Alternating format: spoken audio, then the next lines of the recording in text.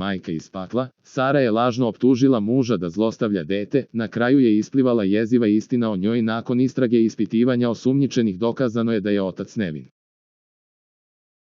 Sara Archibald, 40, podnela je tužbu Nacionalnom udruženju za sprečavanje okrutnosti nad decom, NSPCC, u kojoj je optužila oca deteta za seksualno zlostavljanje. Sara je koristila lažno ime, kako bi podnela tužbu.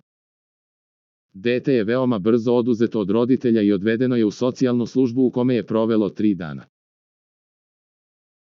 Dete je odvedeno na veliki broj lekarskih i psiholoških pregleda, što je bilo traumatično iskustvo sa kojim je dete moralo da se suoči. Nakon istrage i ispitivanja osumnjičenih dokazano je da je otac nevin. Detektivi su dokazali da nema nikakvih dokaza da je otac zlostavljao dete. Ovo je uništilo moj svet.